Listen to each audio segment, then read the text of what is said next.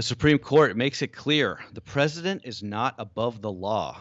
Still, while you shouldn't expect to see the president's tax returns at least anytime soon, plus the looming eviction crisis across this country, and Love Hate 8 with a special guest co-host, here's what you need to know.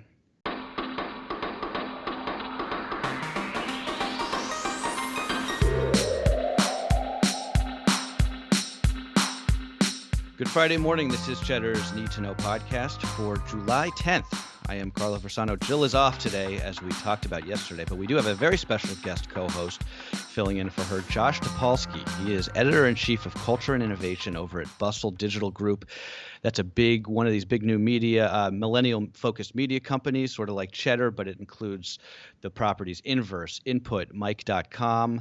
Josh is also just an all-around smart journalist and a cool guy. Isn't that right, Josh? That's all very true. Not a lie in there. So, Josh, thanks so much for coming on today and pinch hitting for Jill. We'll take it easy on you. But I do want to start with the big news out of the Supreme Court yesterday. The justices, as you may have heard by now, ruled that the Manhattan District Attorney is entitled to get access to the president's tax returns and private financial records from before he was the president. This is a huge blow to President Trump's claims that he is, immune from investigation while in office. But it does not mean that his taxes are going to be released publicly, at least before Election Day, right? So this means, first, the ruling is relatively narrow. It means that a grand jury in this particular case can see those tax returns. But grand jury investigations are private, right? So the way that this ruling is written, there are ways for President Trump's lawyers to sort of delay it, kick the can down the road a little bit, which I suspect they would do, at least as a way to try and keep this from coming out before November. And if it did come out before November, it would be from a leak, right? It would be from a grand jury leak. It wouldn't be in any sort of public way.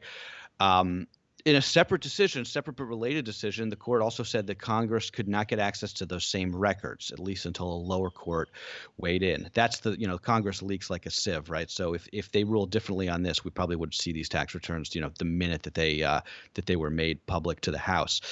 So both of these decisions were 7-2, with President Trump's appointees, Neil Gorsuch and Brett Kavanaugh, both joining the majority.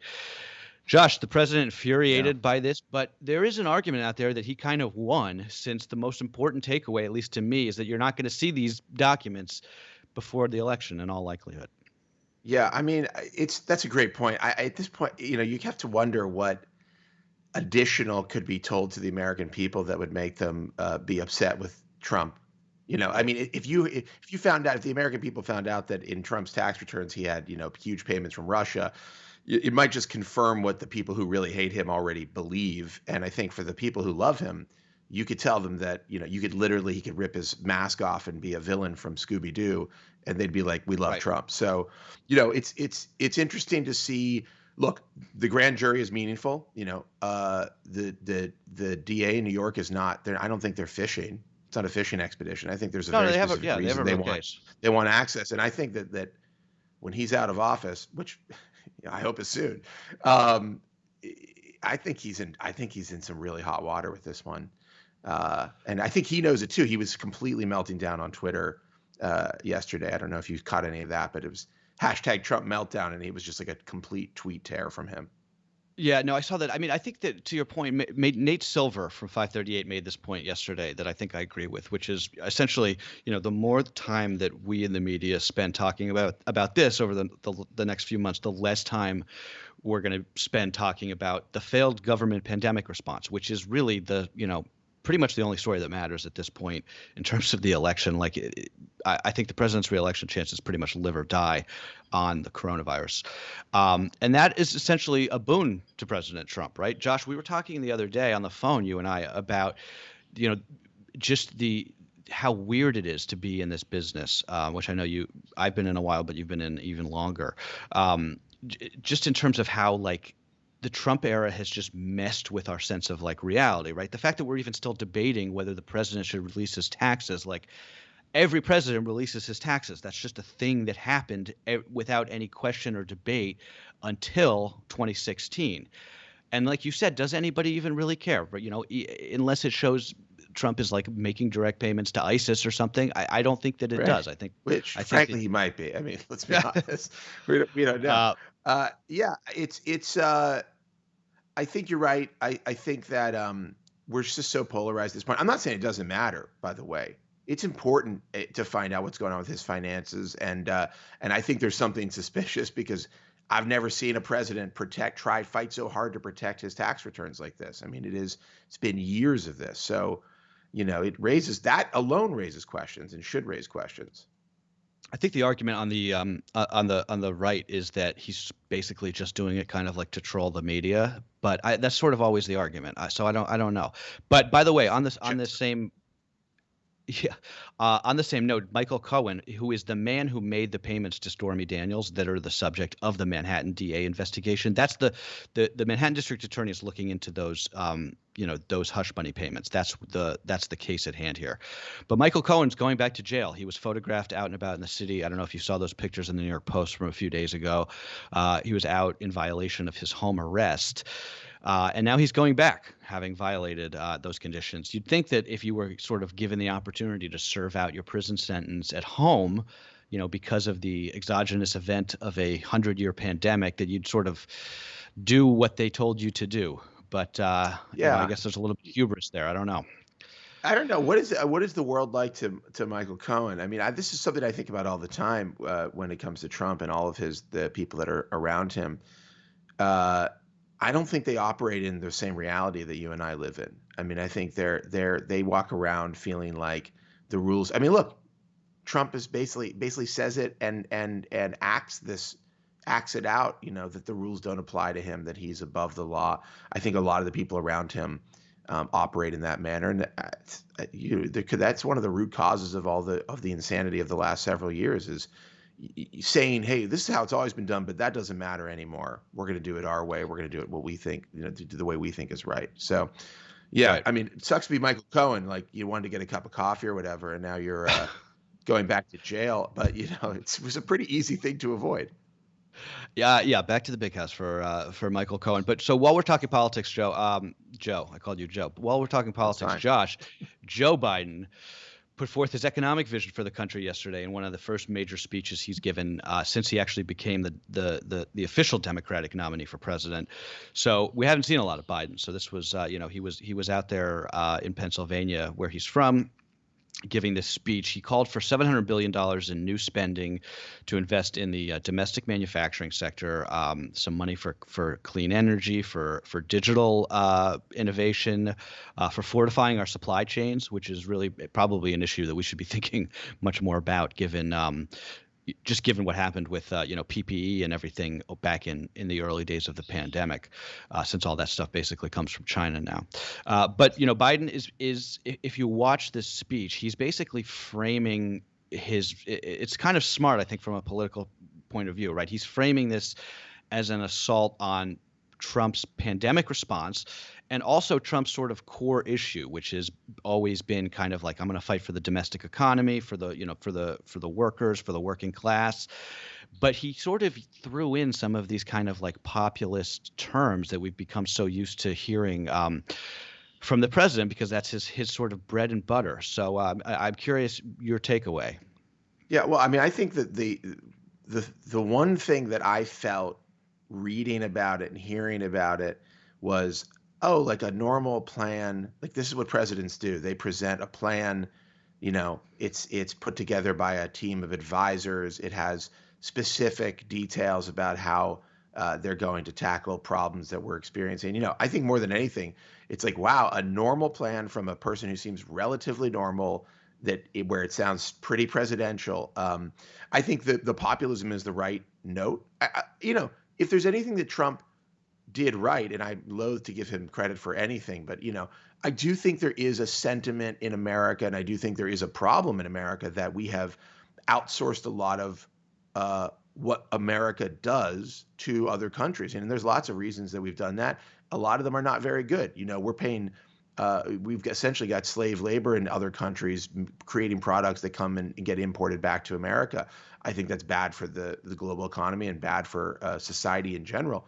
I think it's not wrong to say, hey, let's buy American. Let's be focused on what's happening at home. But you don't have to do that to the exclusion of other countries, and you don't have to do it to the exclusion of immigrants and people coming to this country who are seeking the same thing everybody else is in America. So I think, where Biden deviates is that, one, it sounds sane. It sounds like it was actually thoughtfully put together. And two, his populism isn't infused with racism and xenophobia, which is a huge difference just in tone and sort of sensibility.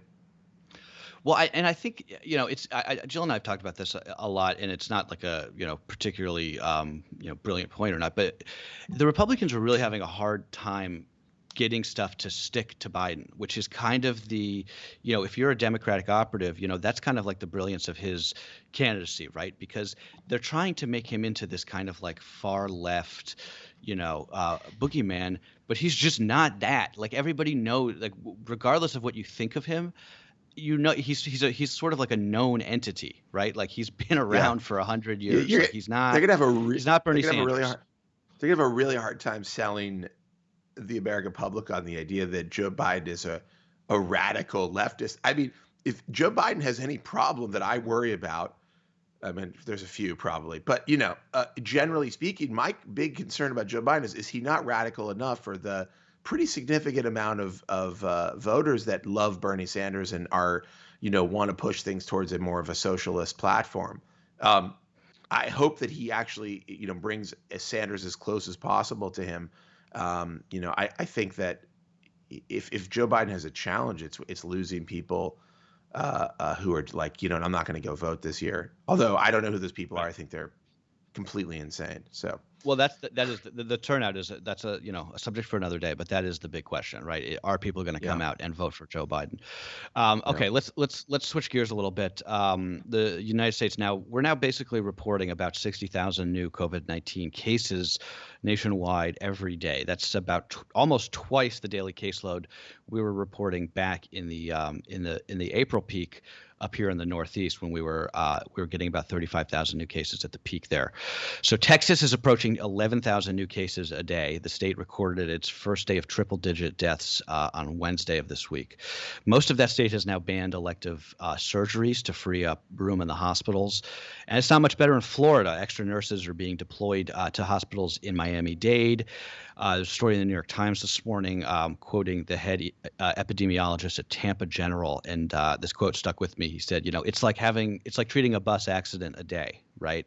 And it just keeps building on itself. So we are approaching an inflection point once again in this crisis. But back to Texas, Texas is in bad shape. Harris County, which is Houston, Houston and the surrounding area, big metropolitan area there, it is pretty much on pace to become the new sort of national epicenter. Everything there is going in the wrong direction if you look at the sort of the data points, and everything is open.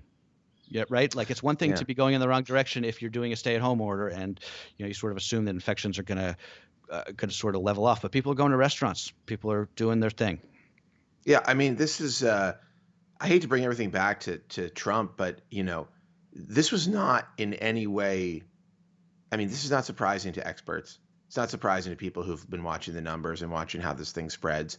Everybody essentially knew this was going to happen. And when you have leadership that doesn't say, this is if your priority is this sort of false reopening that you think is going to jumpstart the economy over the health of the citizenry, this is the only outcome that can occur. And I think, this is when I think about the future of the country and leadership, what I really want a president to do at a moment like this.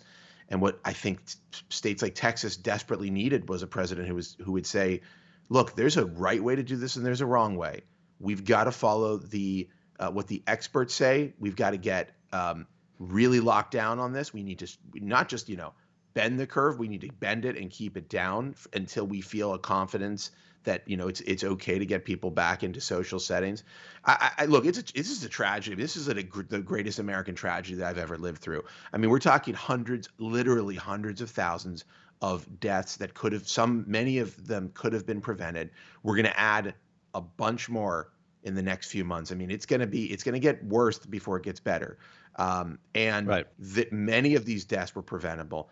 These are people, family members, young and old, American citizens who did not have to die and are dying and will die because of the failure of this president to really mandate rules and listen to the experts. And I think it's scary. I mean, the fact that the president politicized mask wearing when every expert in the Yeah. world was saying, we've got the data, mask wearing works.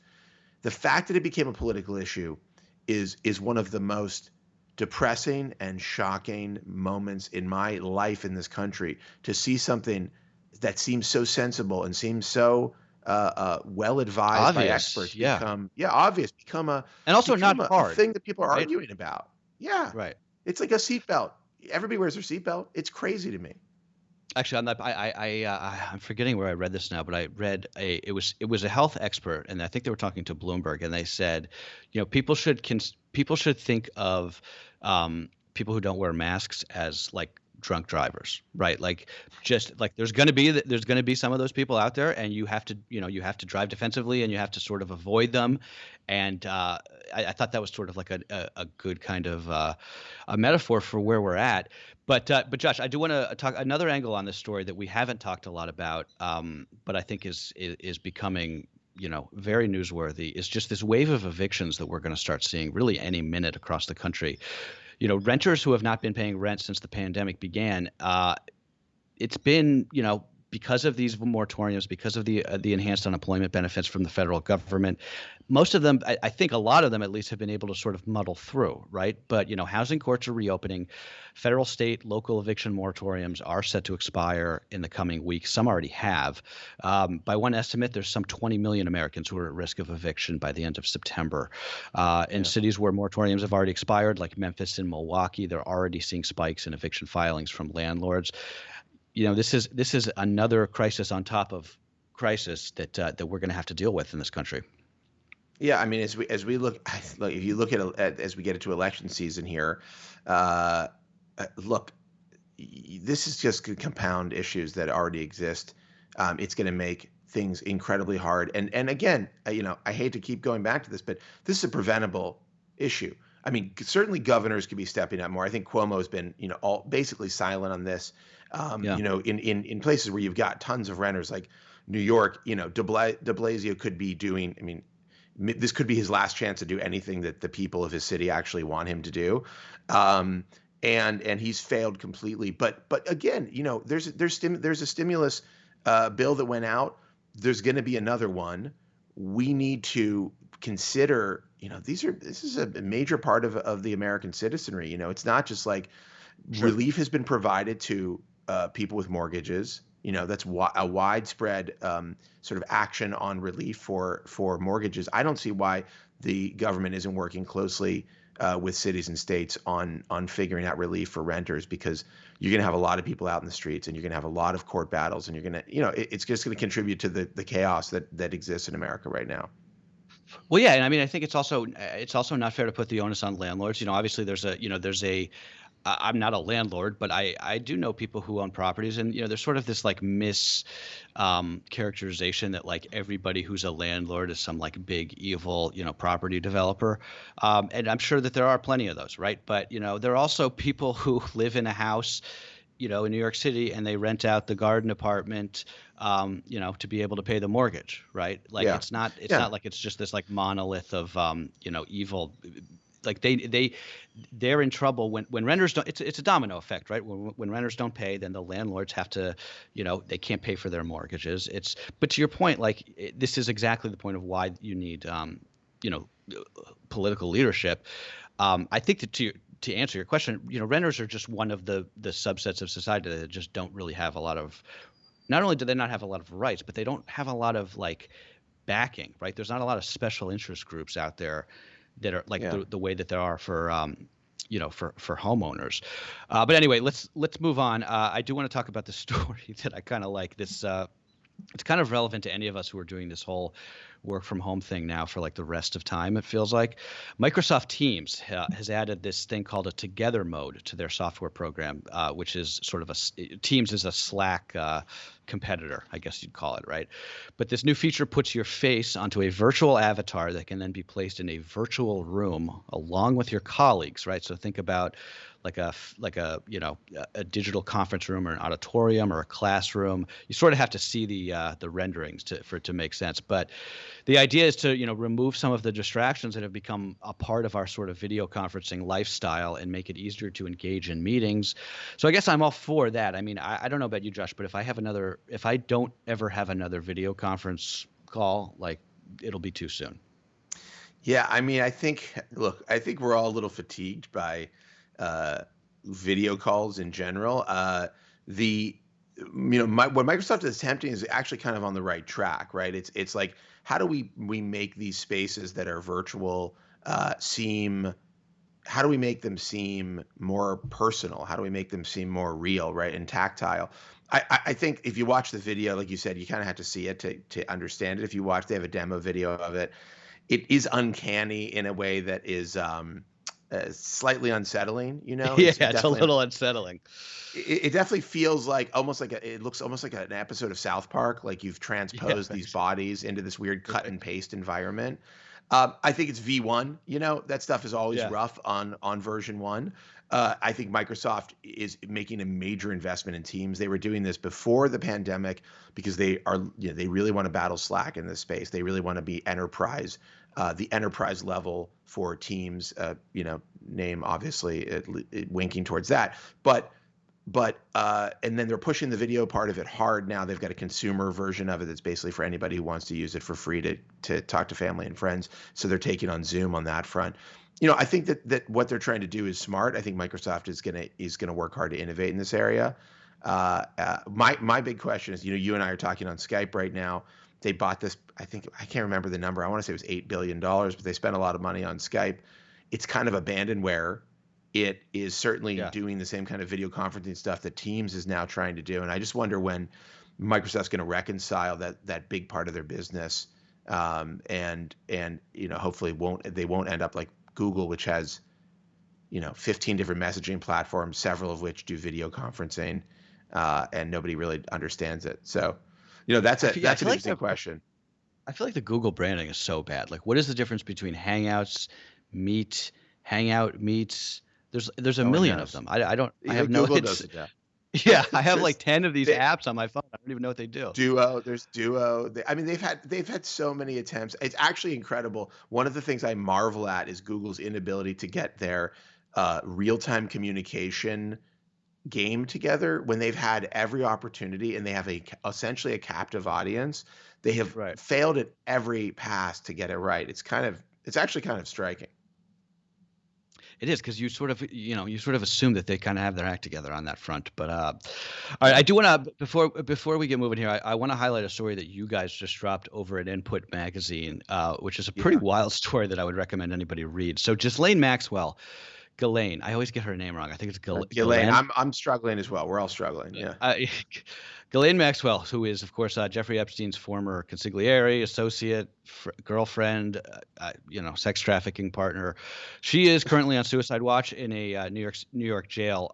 But before she was arrested, there is now evidence that she may have been leading this secret life as an influential moderator on the message board Reddit. So Yeah. Redditors, as they're known, have zeroed in on this account that they believe could have been that of Maxwell based on kind of circumstantial evidence based on her, public activities lining up with the account's posts. But Josh, everything when it comes to Reddit, of course, has to be taken with a grain of salt. But walk us through kind of the reporting that Yeah. you and your team have done on this story, if you could. Yeah, so you can find the story at inputmag.com. It's top of the site right now. This is an interesting one. I mean, to your point, everything that the Reddit sort of detectives uncover, it must be taken with a massive grain of salt. I mean, you remember during the Boston bombing, they were on the hunt. Oh yeah. Reddit was on the hunt to find the Boston bomber, and they misidentified, I think, several people. Surprisingly, did not find the Boston bomber.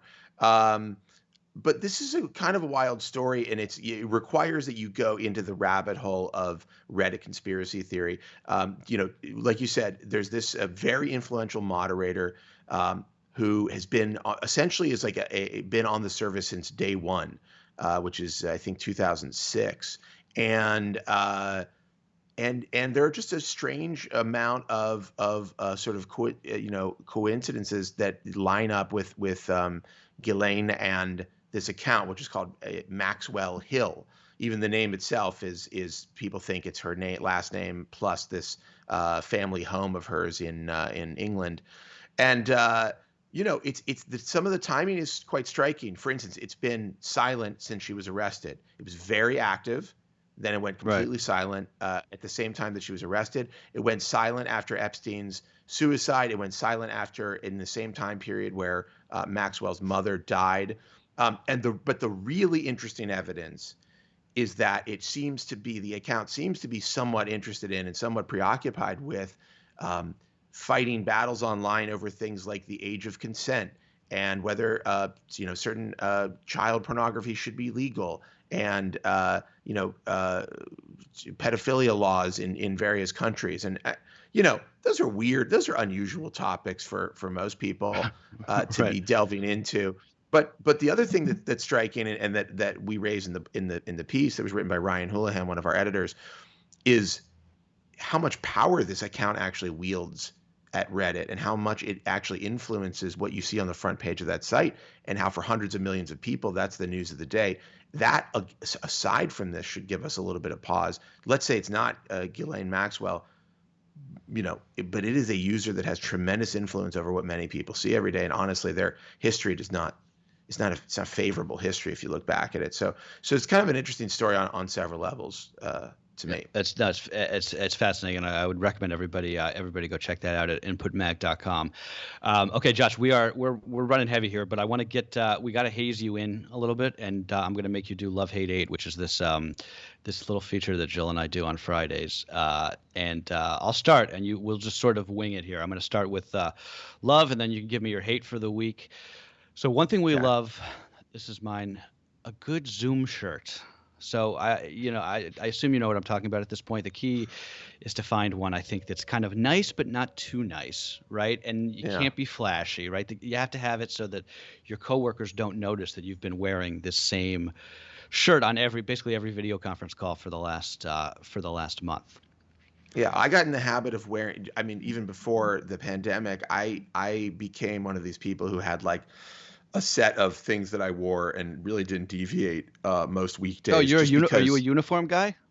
I mean, roughly like a pretty loose uniform, but it's like this type of shirt in this color range, these types of, usually jeans, and like it maybe the shoes vary because I got into buying, weird sneakers, but I think the play is for people to not ever be sure whether or not you're wearing the same shirt that you wore yesterday. I mean, I think you want to keep them guessing. Can you do it all week? I mean, you want people to wonder, Oh, absolutely. So No I question. get it. I get it, and I endorse it.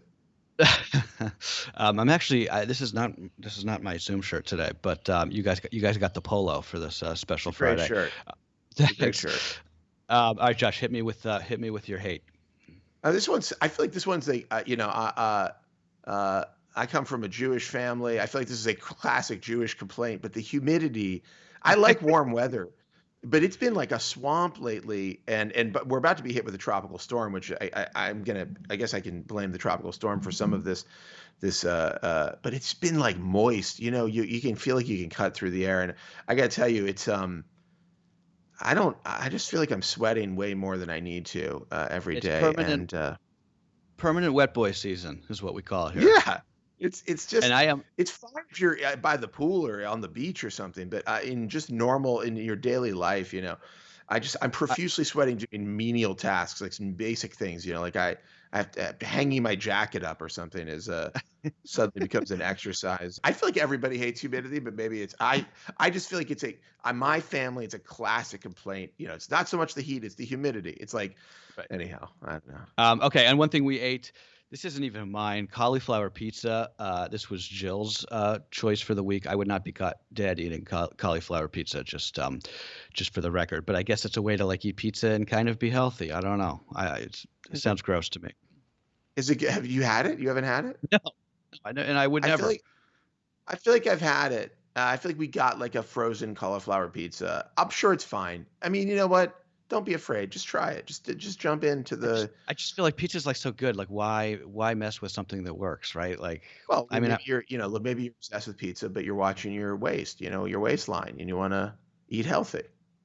yeah, I It's like guess. that. It's like the zucchini pasta. What is it called? You know what I'm talking Okay. about? Yeah, it's Which the I do chickpea not like. chickpea pasta. No, it's no, no, no. It's like they take zucchini and they turn it into the Oh, I shape know what you're talking of about. Yeah, pasta, yeah. but it's I the don't it's I not it's don't not endorse pasta. that either. No. Well, Uh, we're not good at eating healthy. Okay, guys, before we go, before I forget, if you're in the Northeast, like Josh just mentioned, be alert out there. There is a tropical storm. It's called Faye. It has formed. It is coming. New York City is under a tropical storm watch, at least through tonight. Rain is the big concern. It's going to be worse tonight into tomorrow. Then it'll move over New England and weaken a bit. So just pay attention there. So my thanks to you, Josh. I appreciate you pinch hitting, coming in. Great to talk to you. And before we go, just tell everyone where they can find your work online and what you're up to.